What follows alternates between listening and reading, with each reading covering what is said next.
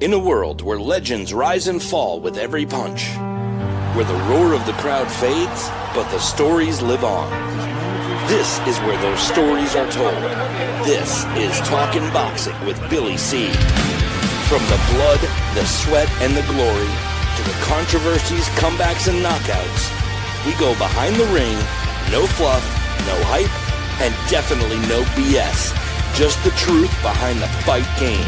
And we've been doing it for over 2 decades. A podcast pioneer, now a Hall of Famer. Great. What's that ego gonna be like? And next, the comeback kid. Wait, isn't he like 90 or something? Shut up, he'll hear you. The reigning, defending, undisputed, heavyweight champion of boxing broadcasting.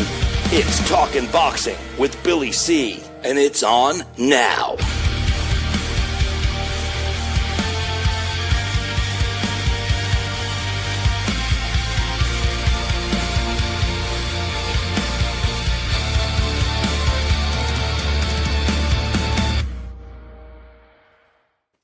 And we're coming to you live from the Billy C Studios in Lake George, New York. I'm Bill Calogero, and it's time for the Billy C Show. Good morning, good day, good evening, whenever you're watching, whenever you're listening. I hope you're doing okay today. Today's show, it's being brought to you in part by, you guessed it, my book, Don Molyneux, From Bondage to Baddest Man on the Planet, is available right now where all good books are sold. And you can get a copy of this book right now while you're watching or listening to this very show. Just go to Amazon and check it out. Or you can go to BillyCBoxing.com. I believe the publisher still has a big sale going on. I think it's like $12, so check it out. Today's show is also being brought to us in part by the Florida Boxing Hall of Fame and their 2026 induction ceremony. It's taking place June 5th, 6th, and 7th. I'm going to be there, and I want you to come on down and join us. It's a great weekend. It's taking place in St. Petersburg. Just go to the Florida Boxing Hall of Fame.com website or check them out on Facebook to get all the information. We got a busy show scheduled for you today. First and foremost, I'm going to be talking about the latest boxing news, including the news that came out today about Floyd Mayweather's $300 million lawsuit against Showtime. We'll talk about that in a little bit. I got breakdowns and predictions of the world title fight between Nick Ball and Brandon Figueroa. It's for the world featherweight title. We have a pretty cool guest scheduled for today, undefeated welterweight prospect Victor Reynoso.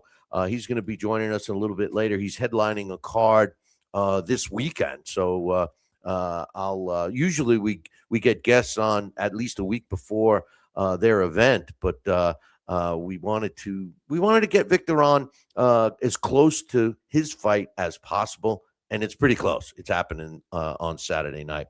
But first, let's talk about the fights that took place this past weekend. Shakur Stevenson against Teofimo Lopez.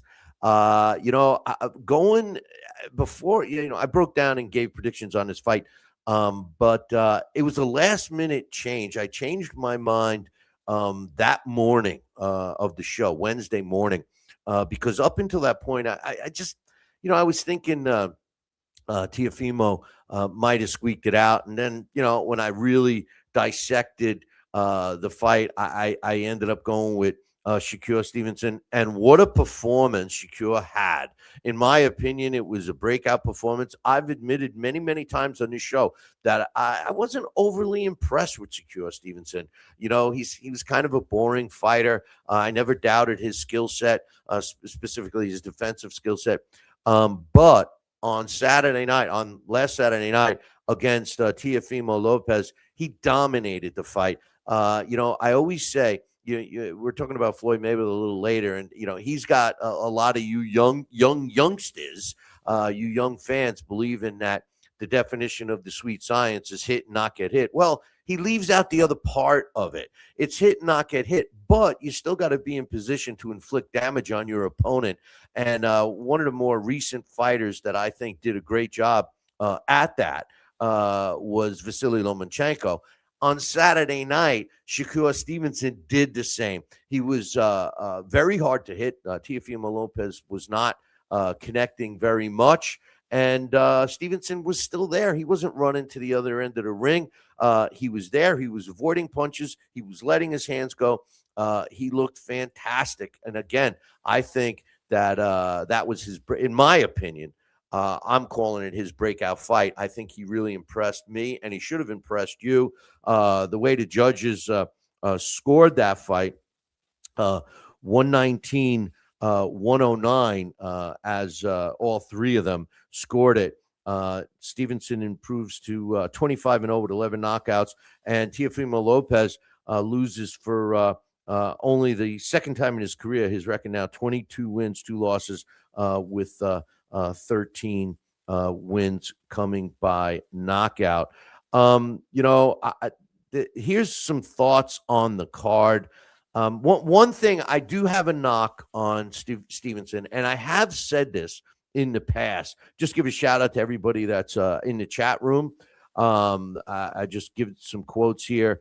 Daryl says Lopez was nervous. Stevenson was going to be on his ass. He'd like to see Oshaki Foster against Shakur Stevenson.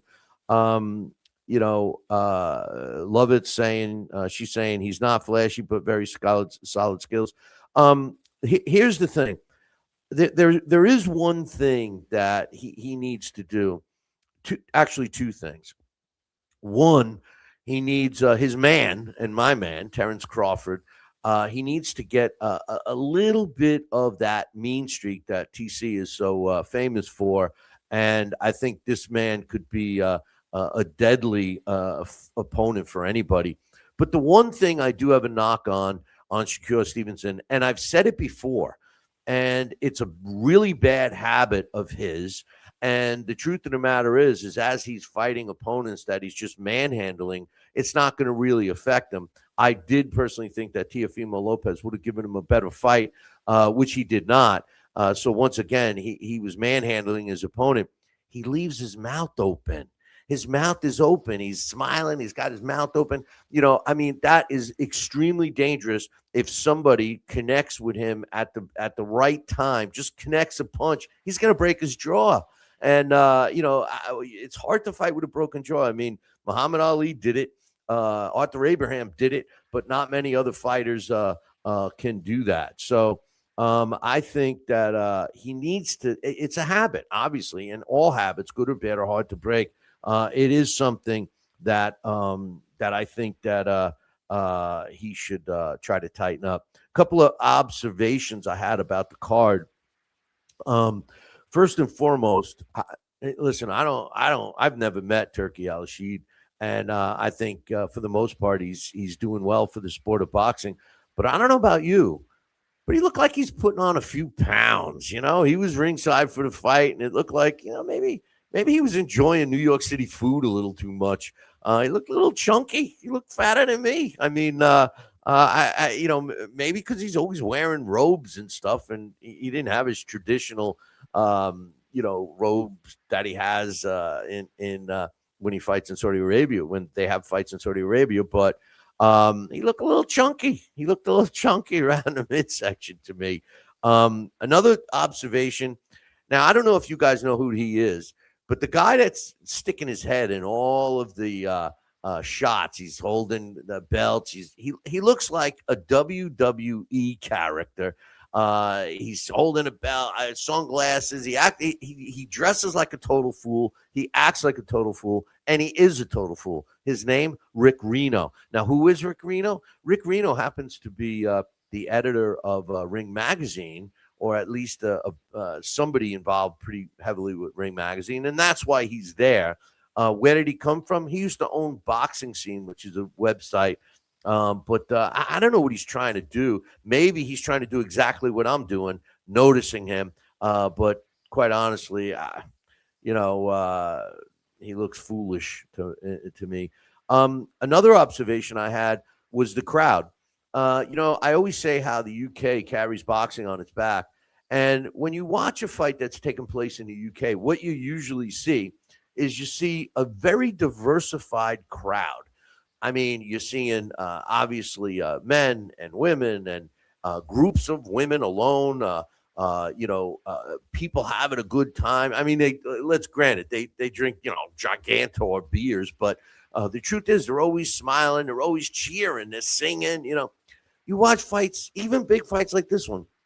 Yes, Madison Square Garden was sold out. Yes, it was thunderous, but during the action, all you see when the camera spans the audience, they're all sitting there with pussies on their face.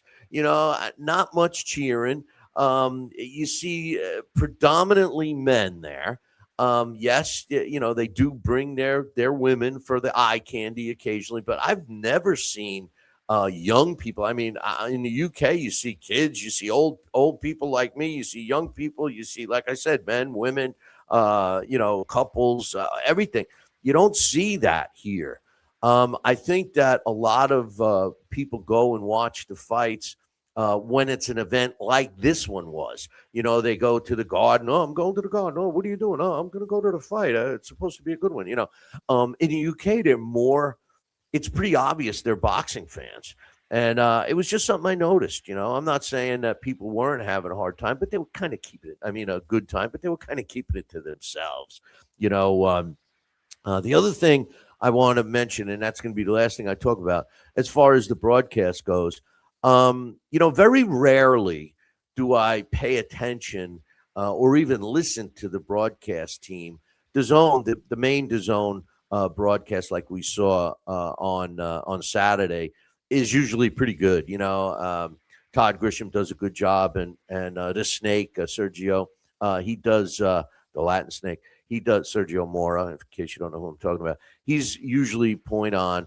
Mannix is he doesn't look like he's fun to go out with, but he's pretty accurate with his scoring and stuff like that. And the one thing I want to say, I agree with that staff, that whole group, when they were critical of Teofimo Lopez's corner. I was thinking the same thing when they said it. Okay, they start saying, "Listen, look at Teofimo's now. Teofimo Lopez's corner consisted of his father and Stacy, another top trainer. I'm going blank with his last name here, but I was going to say Stacy Keach, but no, it's not Stacy Keach. And when you're in Teofimo, when the camera was in Teofimo Lopez's corner, no instruction was being given to this kid. I mean, how many times did you hear him come back to the corner and his father's going, bro, you got to throw more punches, bro. Come on, bro. He's doing that, and on the other side, you see Shakur Stevenson go to his corner, and his grandfather is his main trainer. And not only is his grandfather and the other trainer in the corner, giving him solid advice, Shakur Stevenson's on the same page. You could see him. He's nodding. He's going, not just nodding like, yeah, I'll do that. No, he's nodding. He's actually communicating with them. They are working on their game plan. It was something that Teofimo Lopez did not do in the corner. And by the way, they never changed their game plan. I mean,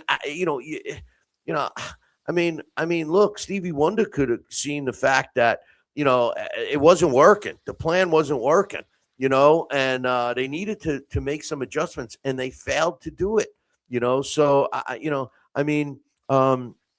it was sad, when you're in a big fight like that, you come to your corner, sometimes even though you're right against your opponent face to face, you might not be seeing something. If they're dropping their hand, they're open for an overhand right or left or whatever that the corner sees.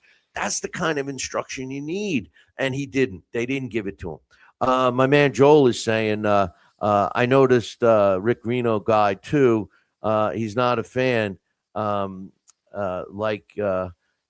saying he's not a fan of his. No, look, he's not a fan of mine either. I mean, we had a little spat years and years ago, but He's saying he comes through. He's dressed like a queen with all these outfits.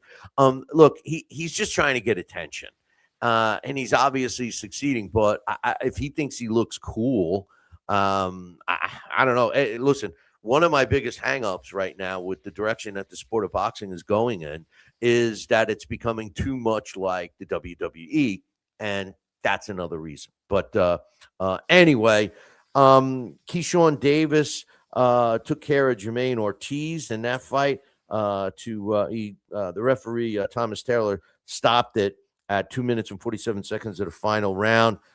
Davis improves to 14-0 with 10 knockouts. Ortiz loses for the third time. He drops to 20 wins, 3 losses, and a draw with 10 of his wins coming by knockout. In a fight that was pretty entertaining, Shushu Carrington were fighting for the vacant title against, I didn't mention who he was fighting. He was fighting Carlos Castro.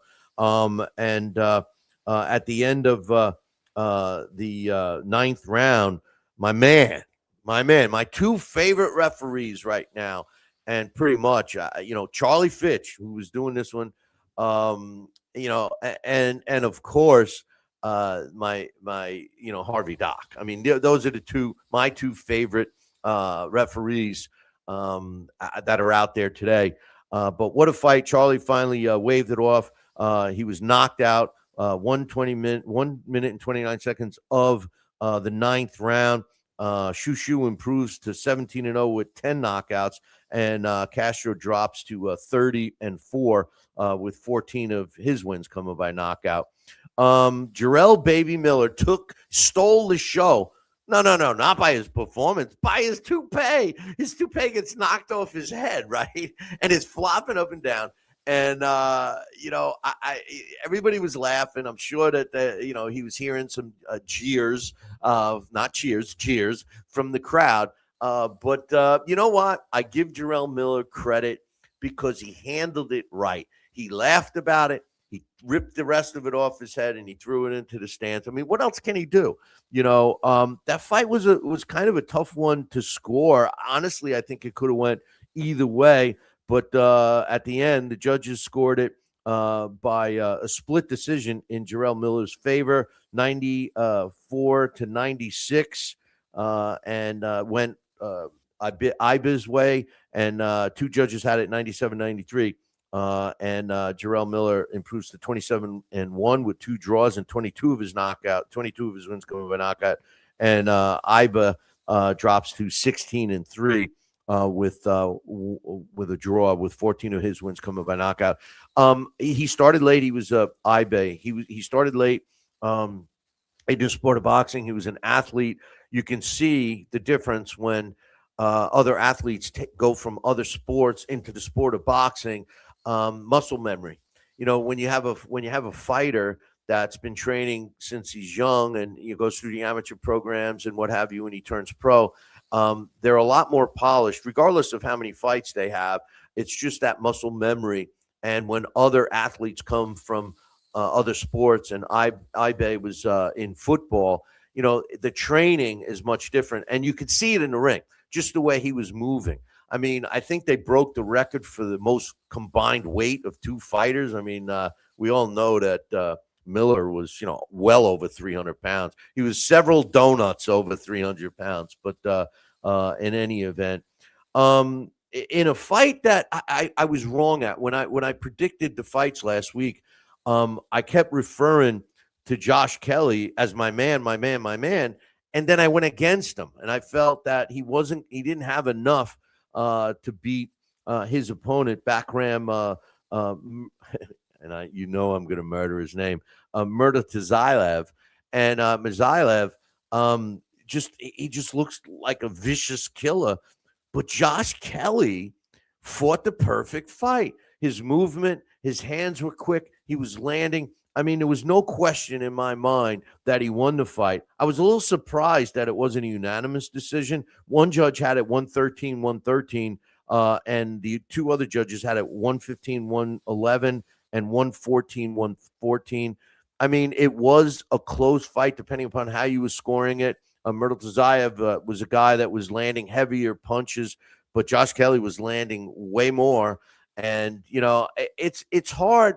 You guys got to understand that when you see these judges' scorecards, it's the view. They're a stationary view, and they may not see a punch that lands or whatever. When we're watching on TV, we have the benefit of seeing multiple camera angles. So I thought that from watching it at home, I thought that Josh Kelly won the fight. I didn't think that there was going to be a score, an even score. But nonetheless, that was took place to that. And he did get dropped. Murtazaev did get dropped. His glove, he was never hurt. His glove touched the canvas, but that might have been the difference in the fight, that 2-point margin. He won the title, Josh Kelly. He's now the IBF junior middleweight champ. He improves to 18 wins, 1 loss, 1 draw, with 9 of his wins coming by knockout. And Murtazaev loses for the first time in his career. He's 23-1 with 17 knockouts. Josh Padley won an easy fight in the super featherweight division. He stopped his opponent, Gerard Bellamidi, in the second round to improve to 18-1 with 6 knockouts. And Bellamidi drops to 23-3 with 3 draws and 11 of his wins coming by knockout. Normally, I don't talk about young fighters to keep an eye on unless you're in a heavyweight division. My man Jose El Cello is in the house. We got to get him back on. So I appreciate that. Brian Mitchell, Johnny Gomez. Thank you guys for popping in. I appreciate it. In the heavyweight division, Leo Atang took on a proverbial punch of it. I mean, look, this was a guy that came in there. He was a tough guy, but he wasn't going to win. But what the thing was I was impressed with Leo Atang. He's a big guy. He can move, and he took care of business, beating Amine Bouchetta at 39 seconds of the third round. It looked like he could have taken him out in the first round. I was surprised that Bouchetta lasted through the first round, and then even more surprised that he made it through the second. But the end finally came at 39 seconds of the third. Leo Atang is now 4-0, all wins coming by knockout, and Bouchetta drops to 9-18 in probably the best fight of the weekend. It was a unification fight between Abbas Bararu and Alexander Zayas. It was a pretty back and forth fight. I mean, if you didn't see this one, you should. These guys are friends. Before the fight they were, and then during the training and stuff, not so much. And then, of course, after the fight, and it was kind of a close fight by the scores. One judge saw it in Bararu's favor, 116-112, while the other two had the same score for Zayas. At the end of the fight, if you watched it, Abbas Bararu said that he thought he lost the fight, which usually you never hear fighters say that. They're always saying they thought they got robbed or whatever. But Bararu loses for the second time in his career. He's now 17-2, and Alexander Zayas improves. He's now 23-0, and he's the WBO and WBA unified junior middleweight champion. And in a shocker for me, the guy that a lot of people feel beat Canelo Alvarez got slapped around in Denmark, and I'm talking about William Skull. Jacob Bank improved to 18-0 when he retained his WBO global title, and basically had his way with William Skull, who drops to 23-2. Wasn't even competitive. It just wasn't. The fight was finally stopped at 2 minutes and 37 seconds of the final round. So yeah, that must have been a freak night for Canelo. I'm having a hard time catching up with all the stuff that's going on in the chat room. Somebody's talking about racist, but in any event, Um, in so my man Dana White ends up for boxing. I'm telling you guys, this is going to be good for the sport. It's going to be good for the sport. All right. Um, Jose Valenzuela took on Diego Torres in the main event on their ZO2. Now, if I'm not a big MMA fan, but they number all their cards, right? Joe DeGuardia from Star Boxing out of Long Island does the same thing. So this is his second card, right, of this year. Anyway, I don't think he did one last year. I can't recall, but the fight was a decent fight. The whole thing. In any event, 99-91 Venezuela. All three judges scored. He improves to 15-3 with 9 knockouts, and Torres loses for the second time in his career. He's now 22-2 with 29 knockouts. This card was typical of the previous card. They're very competitive fights. When you look through all the fights that were on this card, very competitive, 50-50 fights, guys with similar records. There were a couple non-50-50 fights, but guys with similar records fighting each other, which I was impressed with. Moving on to the news. Moving on. Floyd Mayweather. It comes out today that Floyd Mayweather is suing Showtime, and he's claiming that Showtime and Al Heyman, as a matter of fact, and Steve Espinosa, basically beat him out of some money. How much money? How about $300 million? I mean, look, Floyd's nickname is money, right? He's been, he's made a career out of convincing people how smart he is in the ring, how smart he is outside the ring for picking the right fights at the right time. He's demanded the top dollars. I mean, we've seen him, make a ton of money. As a matter of fact, many believe him when he says that he's made over $1 billion in the sport of boxing throughout his career. Big paydays. How do you miss 300 million if you're so smart? What does he have, an extra million in his couch and loose change? I mean, come on, $300 million. If he made $1 billion, right? Isn't that a third of his total net worth? And he misses it. It was actually 340, so it's even more than that. And the lawsuit is against Espinosa and Showtime, and he's claiming that Al Heyman was in cahoots with them. Now, my question is, and I've had people on social media tell me that the reason Al Heyman isn't part of this lawsuit is because him and Floyd already settled, because he admitted this happened. I never heard that. I got to be honest with you. I get all the boxing news across the wire, right? So I never heard that.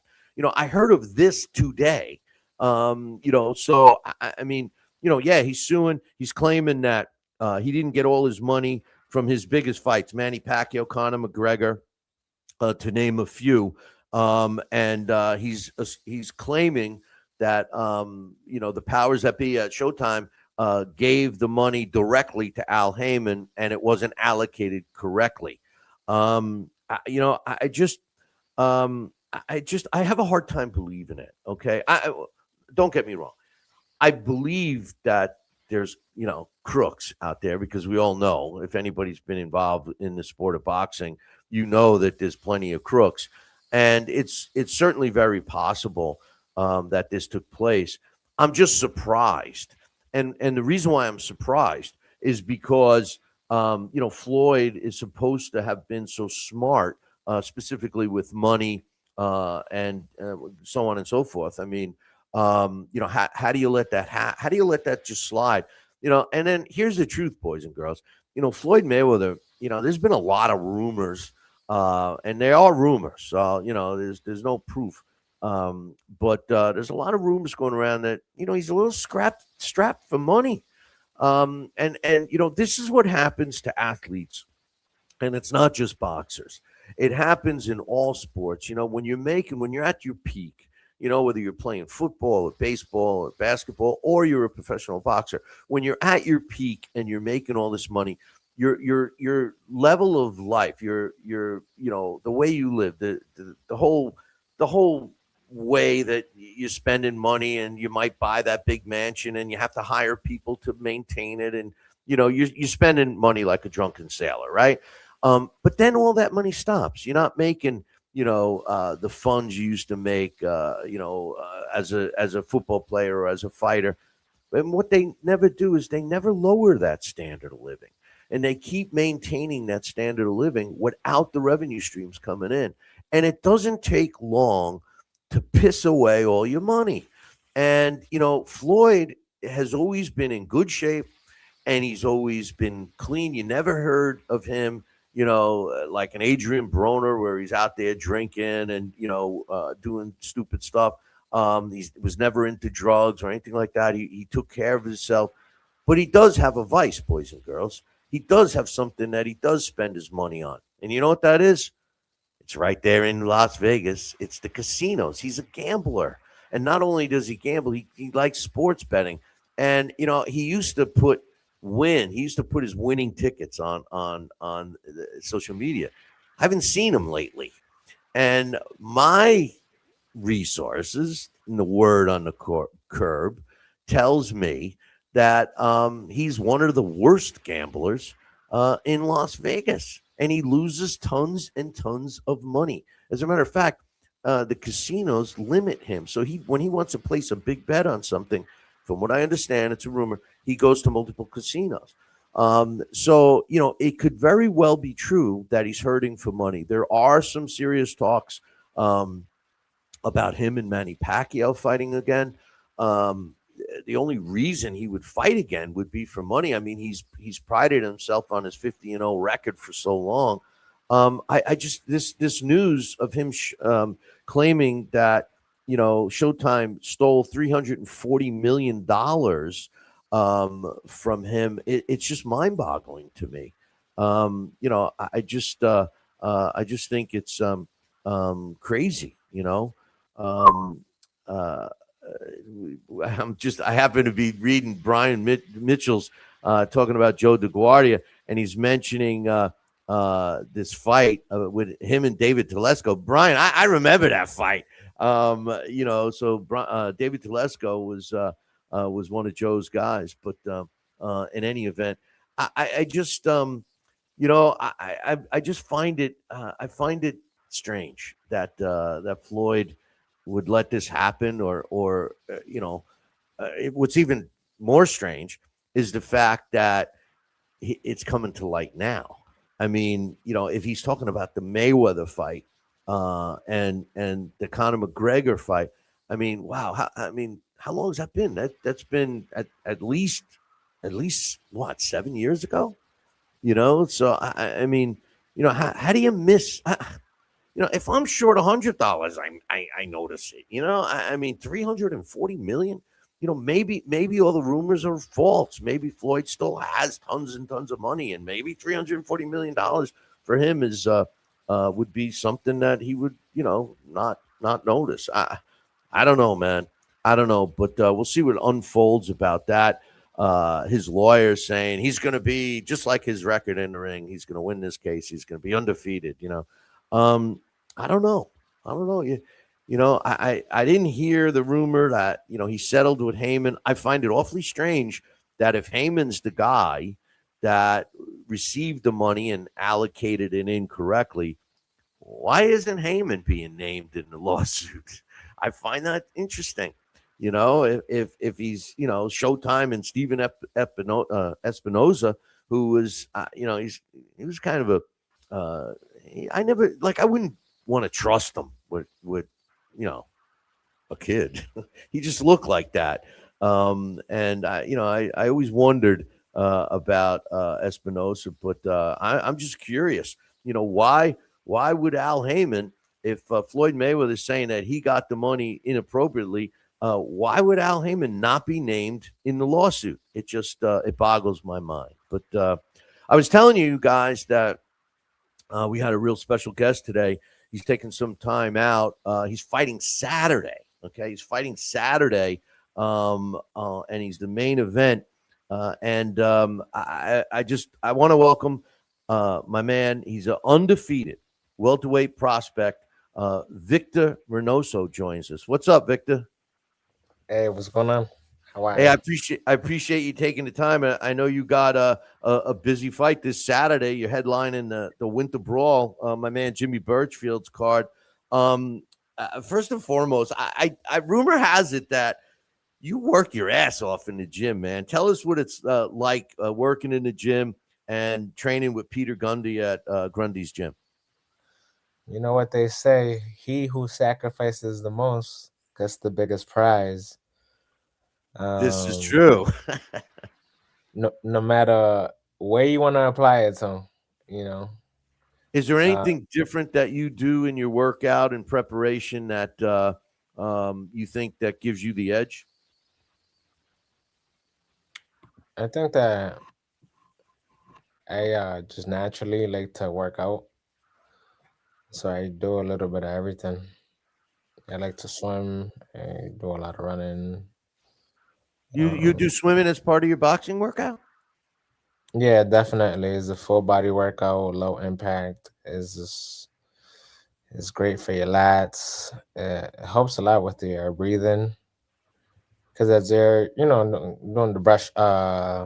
freestyle down the pool, your roto breathing, it helps with managing your oxygen intake and exhaling as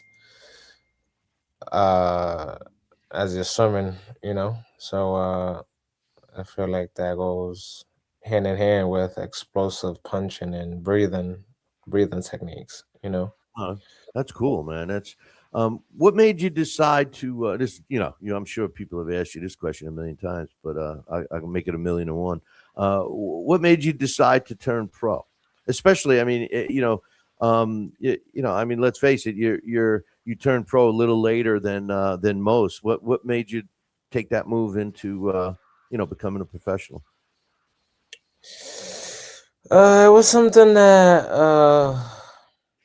I guess it was a seed that was planted in my head when I was smaller. I used to box at the Nicholson House, and my trainer at the time was Floyd Brown, and he would always tell me how good of a pro I would be because of my hard work and dedication to the sport. And I went to college. I worked in a prison as a correctional officer, and I realized that I'm not very passionate about being in a prison setting. I mean, education growth is forever, but if I were to have a chance to do something that I'm really passionate about, this is the time to do it.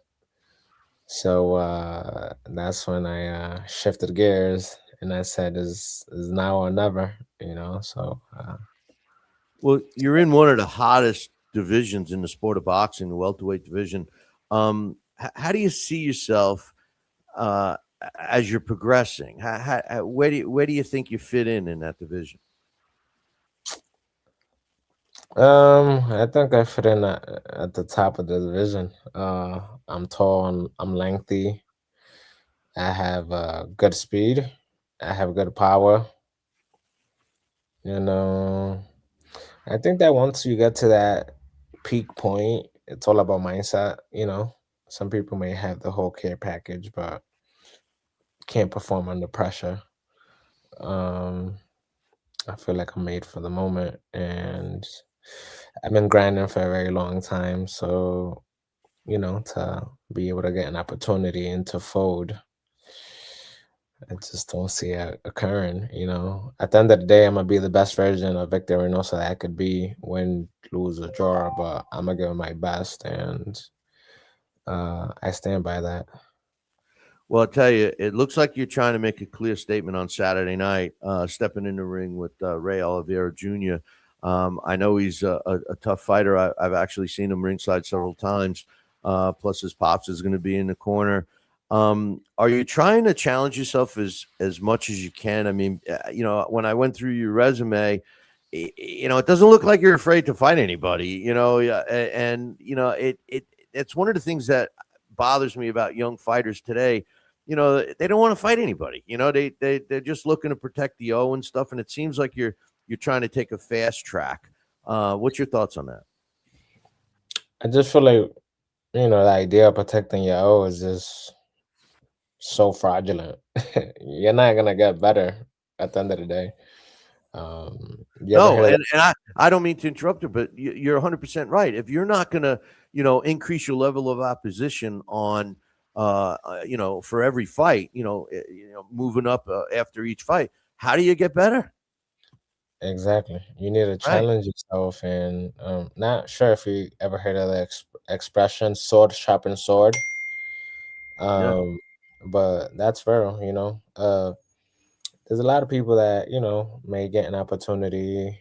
Maybe like 15-0, 16-0, then they fight, an okay type of guy, and they get knocked out, because their fight record is just good on paper. They haven't really faced any adversity or been any challenging situations where doubt crosses your mind, and now you need to really dig deep and figure things out. A lot of people just fall under pressure when things are not going your way in the fight game, and you're going against time. You're 11-0 with 7 knockouts. Do you think you need a knockout Saturday night? I think it would look good on my record, and plus I would think that it would boost my ranking. After Knockouts are always good, bro. You know that. So I got a question from somebody that's in the chat room. Lovett's asking you what your favorite part of boxing is. my favorite part of boxing is being able to inspire others through my journey. I feel like that's something that keeps me going. It hasn't been easy for me personally, in outside the ring, and just my journey, constantly reminds me that I can't stop. I have to keep going and pushing to strive for greatness. I got a question for you. What made you decide to team up with my man Jimmy Birchfield as your promoter? Because in my opinion, he's one of the last grassroots promoters out there. He works so hard for all you guys. I mean, how did he become your promoter? Obviously you could have made other decisions. Why did you pick them? I mean, Jimmy's the hottest ticket in town. I live in Rhode Island, you know. He's the one that throws the biggest, best organized professional shows in the region, For a So long time, brother. He's been doing it for a long, probably. He's been doing it longer than you've been on this planet. yeah, He exactly. has. So that's So true. Yeah, so I like quality, and Jimmy's team brings quality. You know, his shows are great. His fighters are good. He's had world champions, high level world champions, and I think you made the right decision. Um, I got one more question for you.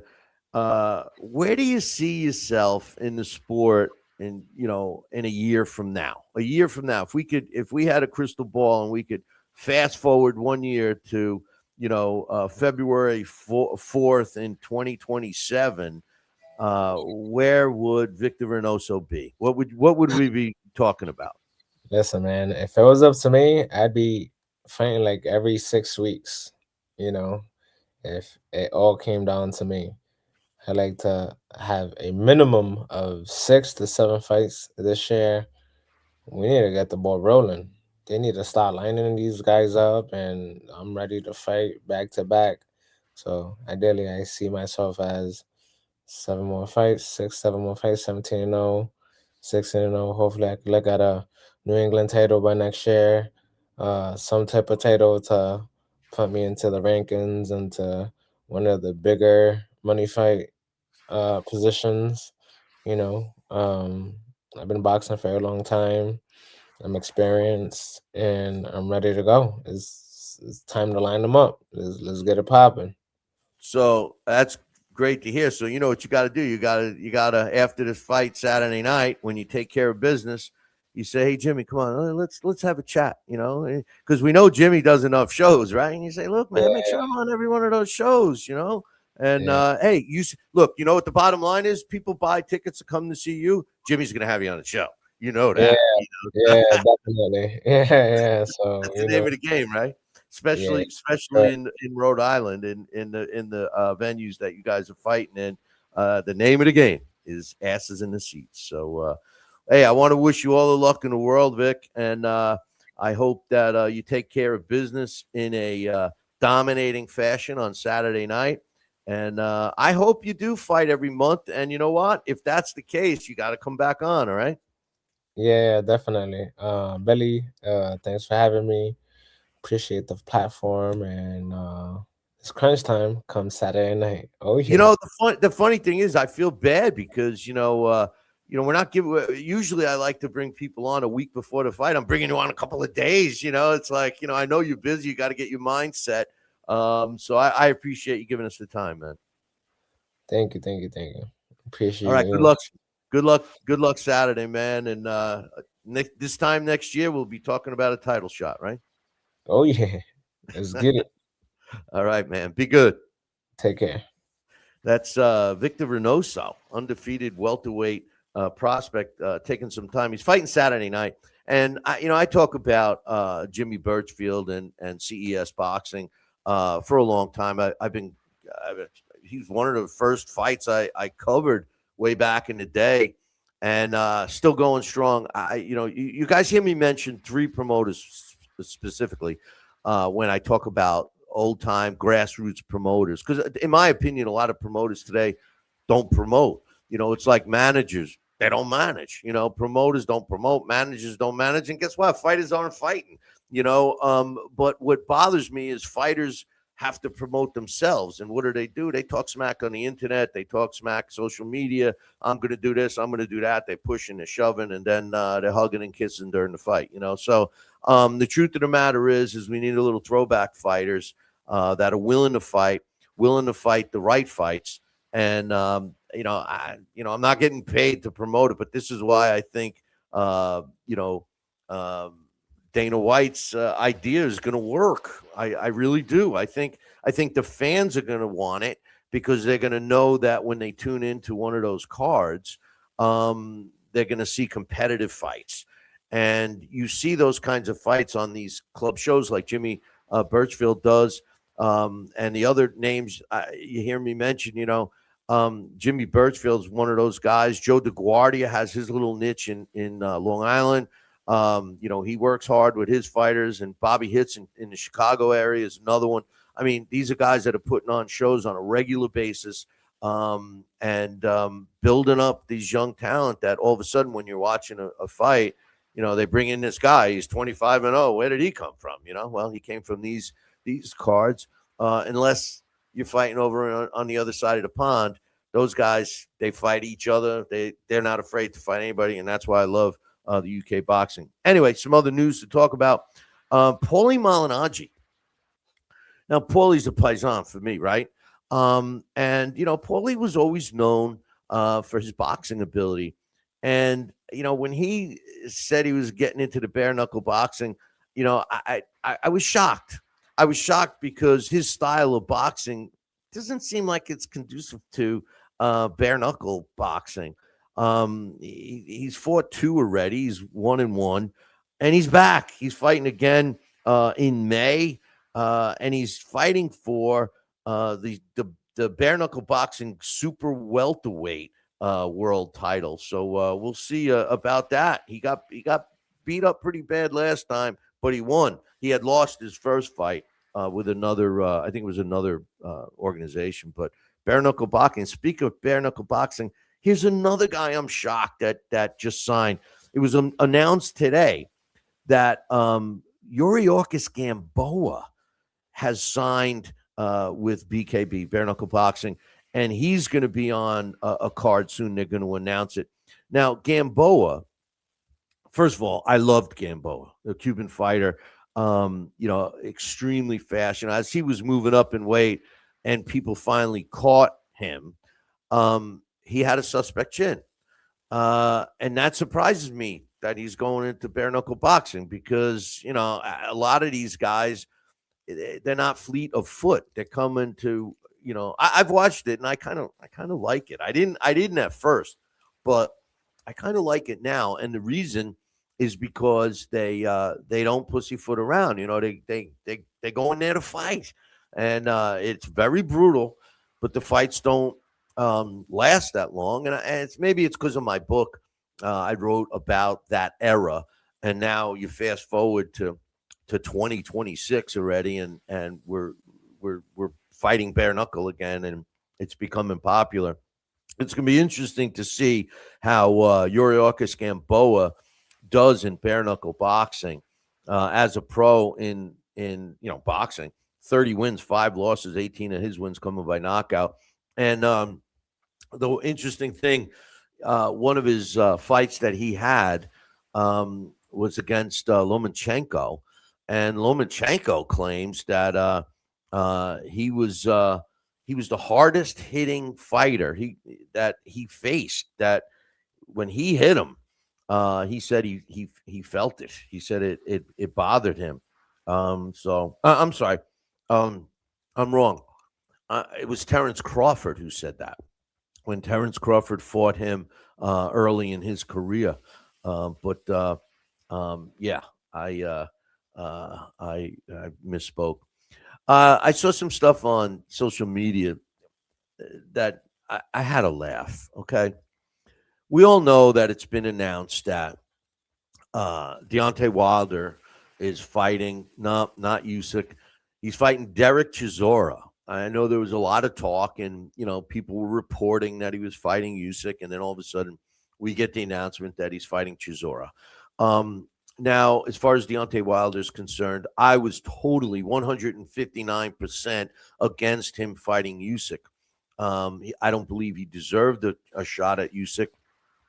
However, I like this fight. I think it's a fair. I think it's a 50-50 fight. I mean, Deontay Wilder is a one-trick pony. We know that. All he can do is crush you with his right hand, but he's got no footwork, no defense, doesn't use a jab, which his build he should. No defense. So it's going to be an interesting fight. Can Deontay catch Derek Chisora with one of those bombs, or is Derek Chisora just going to bully him and knock him out because he's got a suspect chin too? But what I've seen on social media lately about Deontay Wilder is pretty comical. And what is it? I don't know if any of you guys saw it, but there's been questions, polls asking if you think that Deontay Wilder is Hall of Fame material. Boys and girls, ladies and gentlemen, children of all ages, Deontay Wilder is not Hall of Fame material. I'm talking about International Boxing Hall of Fame. Maybe a regional a Hall of Fame for his state or something. Yeah, okay, I'll buy that. He's a successful former world champion, blah, blah, blah. But he's not, when you start thinking of guys that are Hall of Famers, Roberto Duran, I mean, that's a Hall of Famer. Sugar Ray Robinson, that's a Hall of Famer. Sugar Ray Leonard, Rocky Graziano, Rocky Marciano. I mean, Jack Johnson, one of my favorite fighters. Sonny Liston, all these guys, Jack Dempsey, they're all Hall of Famers. And then you're going to try to put Deontay Wilder with those people? I mean, I get it that boxing's very hard today. It's not as good as it was back in the day. It's just not. All right. We're going to have Mike Silver on. I believe it's next week, and we'll be talking about his book. When in doubt, stop the bout. But Mike Silver wrote another book, which damn well I'm sure he knows because I talk about it all the time. But his book called The Arc of Boxing: The Rise and Fall of Sweet Science.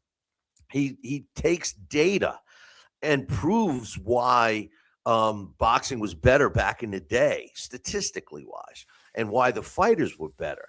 Now, today we could have the best fighters ever because of, and I say this all the time, because of the nutritional advancements and the workout advancements and the natural evolution of humans, us, plus all the dues that these other fighters from years gone by have paid that younger fighters today get to learn from and emulate.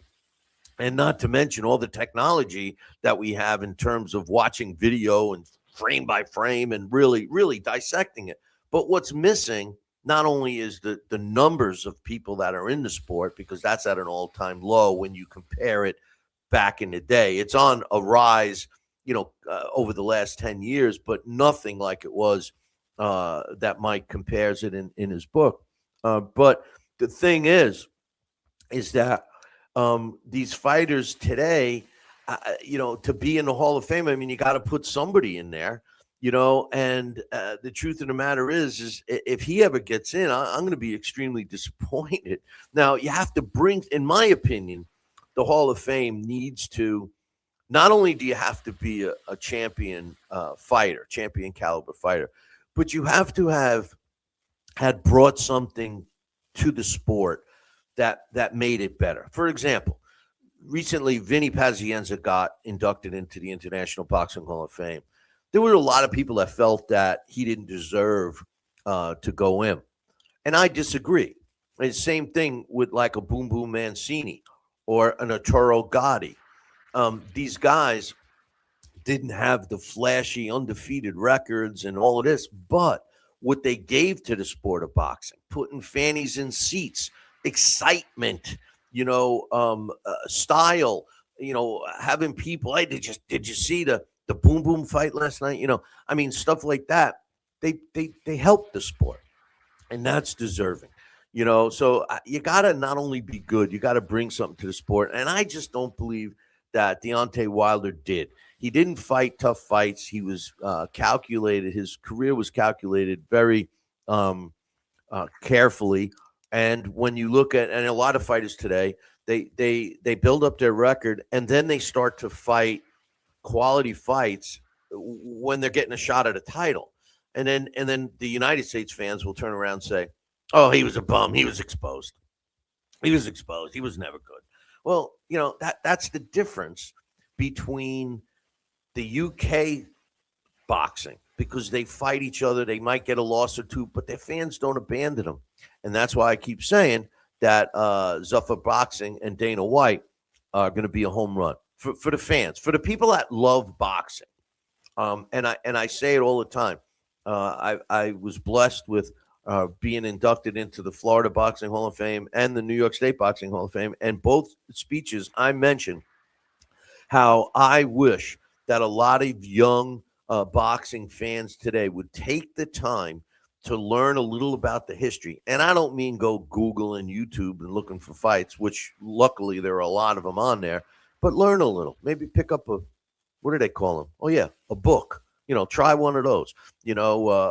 Jack Johnson, read about him, especially with the political unrest that's going on in the country now and some of the prejudice stuff that goes on. Read about my man Jack Johnson and what he went through. Stuff like that. Read about Charlie Burley, who was so good that people didn't want to give him a shot, or a Sam Langford that didn't get his chance at fighting for titles because of the color of his skin. So read about stuff like that and see what these fighters did for the sport before you jumping on bandwagons and saying that guys like Deontay Wilder deserve to be in the Hall of Fame. Hey, his career's not over. Maybe he'll be deserving at some point. I just doubt it. This talk about Dana White and Zuffa Boxing. Their next fight is which is number 3. It's February 15th, and he's got a pretty decent main event. Efa Ajagba, the heavyweight. He's fighting Charles Martin, which was a former champion, I think it's a competitive fight. It's not, it's not Usyk against Tyson Fury or it's not that, but it's not meant to be. It's meant to be the winner of this fight, moves on to another tougher fight. These are the kinds of fights that I'm talking about. These are the kinds of fights that you want to see. You want to see somewhat competitive fight. Do you realize that? I'm going off topic, but do you realize, like, in the 50s and in the 60s, or even into the 70s for that matter, and the 80s? I mean, geez, if you were going to gamble on a fight, right? A lot of times the fight was 50-50, maybe 60-40. Today, some of these lines that I see, you're laying $1,500 to win $100. And boxing is still, anything can happen. I mean, that's how swayed the matches are by the bookmakers. The Las Vegas odds makers. They even know how unfair and weighted to one side. The whole A side, B side invention was basically telling the fans, hey, the guy sitting on the A side, he's going to win this fight. You didn't call, even in the 80s and the early 90s, you really weren't saying A side and B side. I mean, you might have knew who the favorite was going into the fight, but you weren't blatantly saying he's on the A side and he's on the B side, and the fans accept it today. They accept it. I like the card, and I like that fight. February 15th, as you know, Dana White and Stuff for Boxing has the deal with Paramount Plus. And I don't know if you caught it, but Terrence Crawford, rightfully so, won the 2025 Fighter of the Year, Ring Award, Fighter of the Year award. It was interesting to see who the finalists were. I mean, in my opinion, Terrence Crawford deserved it hands down. There was nobody. There was nobody better that there was. You couldn't have told me somebody that deserved it more than TC. But it was interesting to see the other nominees. Dmitry Bivol, right? So you stop and you think, well, yeah, he had a really good year. Jesse Bam Rodriguez. I mean, there's a special fighter right there. Yeah, you could have said he could have made. I mean, they were competing against TC, right? So Bud's going to win, but these other fighters had some really good years. How about Inoue, the monster? Out of Japan, he too had a great year. He fights frequently, and then the guy that the last nominee is an interesting story because Fabio Wardley, he fought Frazier Clark. That was like his first big fight. They end up with a draw. Then he destroys him in the rematch, and then next thing you know, he wins. He beats Joseph Parker, right? So Fabio Wardley all of a sudden is sitting pretty, and he's calling out Usyk, and everybody's putting him in. He skyrockets the rankings. He's an interesting story, and what makes Fighter of the Year. We're not saying who's the best fighter of the year, who's the Fighter of the Year. He was an interesting story, and it's gonna be interesting to see where he goes from here. Speaking about. Okay, you go from, it's a tale of two shows, right? I go from Dana White's next fight, February 15th, a very good matchup. And it's on Paramount Plus. Everybody has Paramount Plus. And then we were talking about Floyd Mayweather's lawsuit against Showtime and Steven Espinosa. And it was all tied in with Al Heyman shenanigans. And by the way, Al Heyman is the PBC, and the PBC has a fight card they re-announced that Sebastian Fundora, who's a real good fighter, in the super welterweight division, he's 15 feet tall. He was the one that beat the snot out of Tim Tszyu. I never saw so much. Why that fight was allowed to continue? I mean, the guy could have bled out on the during that fight. I never saw so much blood and it was coming from his head. And when you get cut on your head, it's like a murder scene. And they let that fight keep going. It was rolling right in his eyes too. I'll never know. I'll never understand how they let that fight continue. But nonetheless, Fundora has cemented his spot in the junior super welterweight division, and he's fighting Keith Thurman. I mean, Keith Thurman, he had his time one time, but Keith Thurman, March 28th because it was an injury to Fundora. They postponed it. They've rescheduled it to March 28th.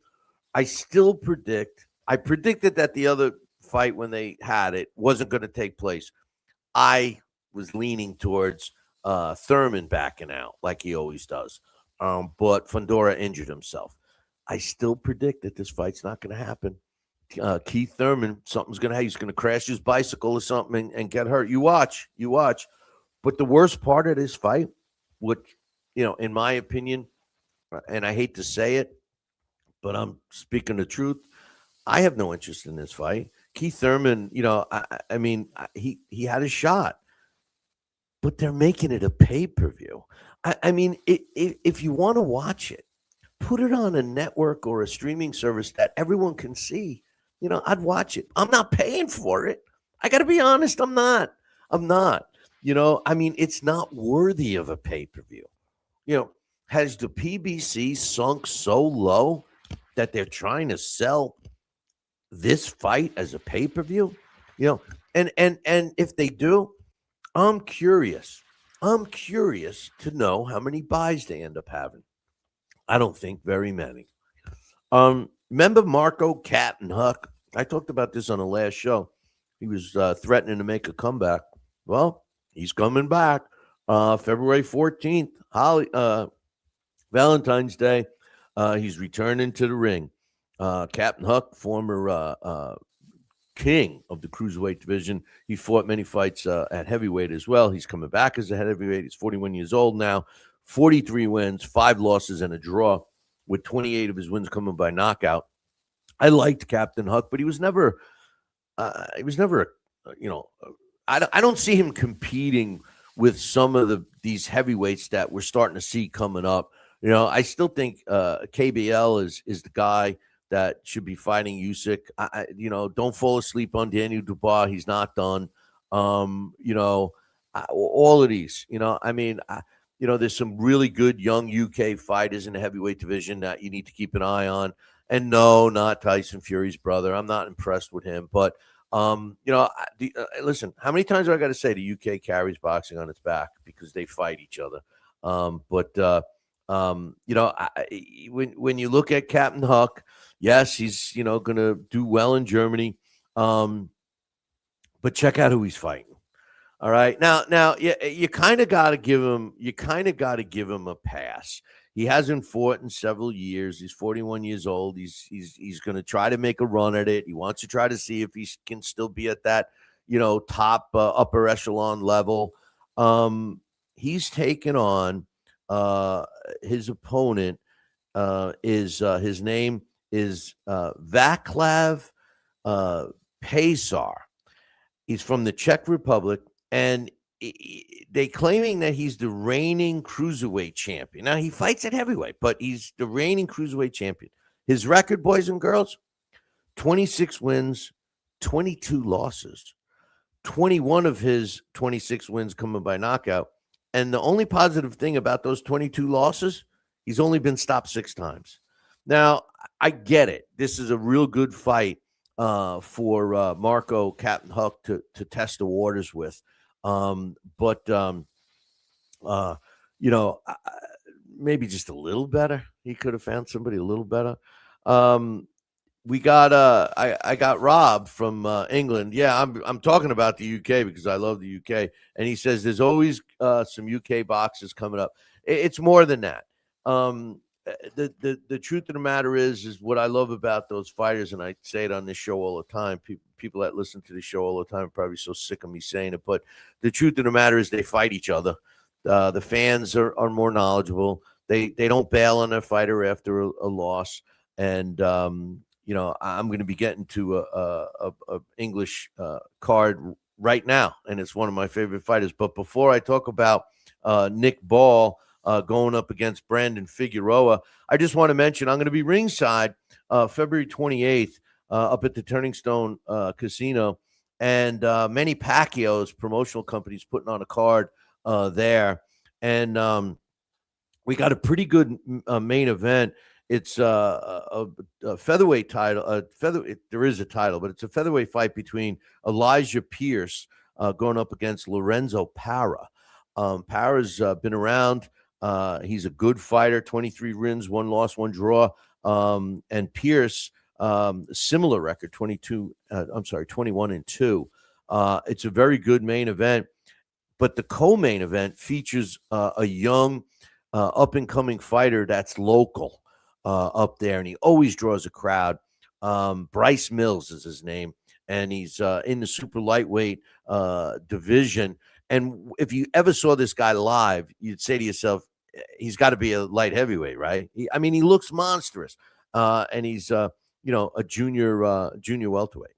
So he's 20 wins, 1 loss with 7 knockouts, and he's in a pretty tough fight against Tobias Green, 12-3-1. So that's the main and co-main, and they got a bunch of other fights on this card, including Manny Pacquiao Jr. He's going to be on this card as well. So if you're in the area up near the Turning Stone in Verona, New York, make sure you say hello. I'm going to be ringside. All right. The fight this weekend that I wanted to break down and talk about, we're talking about the Brits, and I'll talk about this fight because Nick Ball is one of my favorite fighters. They call him the Wrecking Ball, and they call him the Wrecking Ball for good reason. The guy never stops. He just, he's not, you're not going to see a Shakur Stevenson performance, that's for sure. But you're going to see an exciting performance because every one of his fights are exciting. Nick Ball is the WBA world featherweight champion in the featherweight division. I say that because my man Augie says I don't say what divisions. So he's a featherweight, and he's taking on Brandon Figueroa. Let me just tell you, boys and girls, this is a tough fight for Nick Ball. This is an extremely competitive fight. It's going to be on DAZN. And I think that if you need to watch a fight this weekend, or even if you happen to have missed watching the Stevenson-Lopez fight live and you watched a replay or something, make sure you watch this fight. I would be shocked if it's not an exciting fight. And it's not an easy fight for either side. Nick Ball, WBA world featherweight champion, his record 23-0 with a draw. He's got 13 knockouts. The way the rankings work is because he's the WBA champ. Nobody else ranks him, but the computer has him ranked at number 2. The Ring Magazine has him ranked at number 3. ESPN ratings have him ranked at number 2. We had him ranked at number 4. But remember, I'm only doing the original 8 plus the cruiserweight division, so I combine the weight classes. So he's in. Number 4 for us is pretty high, really, when you think about it, because it's 2 weight classes combined. And the he's the champ, so they didn't put him in the computer top 100. He's fought 24 times, 146 rounds. He's got a 57% knockout ratio. 28 years old. He's pretty similar in age to Brandon Figueroa. He's a year younger. He's 5'2". Guess what, boys and girls? He's given up 7 inches. That's the height difference between these two guys. 7 inches. All right. Nick Ball's style. He comes at you. He throws lots and lots of punches. His best wins in 2022. He stopped Isaac Lowe. In 2023, he won a 12-round unanimous decision over Isaac Dogby. In 2024, there was a disputed split decision draw with Ray Vargas, who he dropped twice. Now remember this fight, boys and girls, because Ray Vargas had a huge height advantage over Nick Ball, but not as much as Brandon Figueroa did. I think it was 6 inches, and this is 7. In 2024, in what I feel was probably the most important fight of his career, is when he won a split decision over Ray Ford. Now, Raymond Ford was a fighter that I saw a couple of times live, and he's a real, one time at Turning Stone. He's a real good fighter. So, when he stepped in with Nick Ball, I said, okay, this is going to be a good test. And it was a tough fight, and he came out on top. Another good bouts that he had in 2024, he stopped Ronnie Rios. And, of course, his last fight, a 12-round decision over Sam Goodman. Now, he steps in the ring with Brandon Figueroa, who is a former two-division world champion. This is no slouch opponent. And it's not like he's an over-the-hill guy either. He's 1 year older than Nick Ball at 29. And like I said, he's going to have a 7-inch reach advantage at 5'9", with a 72 and a half reach advantage. He's going to have a height advantage of 7 inches, of 5'9". 26 wins, 19 coming by knockout, and 2 losses with a draw. His 2 losses both came to the hands of Stephen Fulton. He lost in the super bantamweight division in 2021. It was a 12-round majority decision he lost, and in 2025, he lost a 12-round unanimous decision. It was a world featherweight title.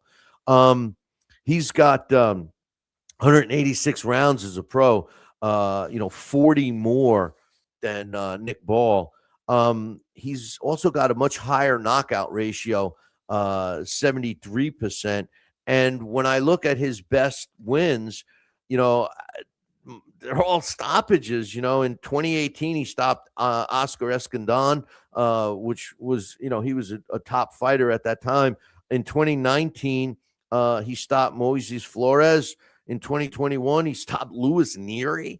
I mean, Louis Neary was also a top fighter. In 2022, he stopped Carlos Castro. In 2023, he won a 12-round decision over Mark Magsayo. And in 2024, he stopped Jesse Magladeno. If you've been following boxing during that time, you're going to recognize all those names because they were all either champions or at one time or, top contenders. And Brandon Figueroa has wins over all of them. He was the former world junior featherweight champ and also the former interim world featherweight champion. There's so many belts. I give him the kudos, right? The computer has him ranked in the featherweight division at number 8. I'm a little surprised by that.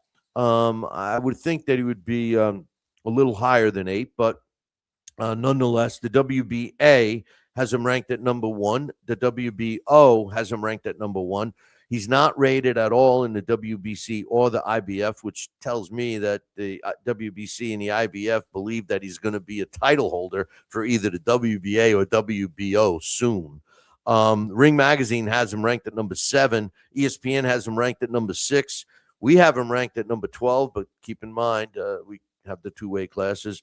And the IBO boxing computer top 100, which I think is the most accurate out there, has him at number 3. So bottom line, boys and girls, this is an extremely competitive fight. I think Nick Ball, how's it going to go? I think Nick Ball is going to be tested in this fight. The one thing that I'm nervous about with Nick Ball is that Nick Ball, when he gets cut, and, he doesn't have a great defense. His defense is his offense. He doesn't stop. He gets on you, and he doesn't get off you. The guy never gets tired. I mean, it's unbelievable. That's what I'm telling you. If you've never seen him fight, you're going to want to watch it. And then, to add to the fact that Figueroa is such a power puncher, and he's going to have that height advantage. If he can establish a jab, if Figueroa can establish a jab to get his distance and catch Nick Ball coming in, time him coming in, Nick Ball might find himself with Tweety birds flying around his head, laying on a canvas. I'm nervous about that, and I'm nervous about Brandon Figueroa chopping him up with his jab and potentially winning a fight over on a cut. Who am I picking in the fight? My gut tells me that the power puncher that's got a 7-inch height advantage and a God knows how long reach advantage is the money, is the winner. But I believe that Nick Ball is a special fighter, and special fighters always find a way to win. And Brandon Figueroa seems to have come up short in some of his big fights. He's looked fantastic in some of his other big fights, but Nick Ball seems to be looking better as time goes on. It's only 1 year younger. I think there's a little less mileage on Nick Ball, even though his style is conducive to taking a beating. And this is a true 50-50 fight, boys and girls. But I'm taking my man Nick Ball. I love Nick Ball. I went against my man last week, Josh Kelly, and I lost. I'm not doing it again. Nick Ball over Brandon Figueroa in an extremely entertaining fight. So, hey, listen, boys and girls, I appreciate you stopping by and checking out the show today. Next week, we're scheduled to have Mike Silver join us. You're not going to want to miss that interview. And be prepared for this show to go on a little longer than usual because I know once Mike and I start talking boxing, it's going to be we're not going to stop, and I'm not going to make them stop. So be prepared. Make sure you like Lane Kiffin would say, grab your popcorn because it's going to be a good show next week. I appreciate you tuning in. Make sure you tune in same time, same channel next week. Until then, I'll leave you with this. Ciao, baby.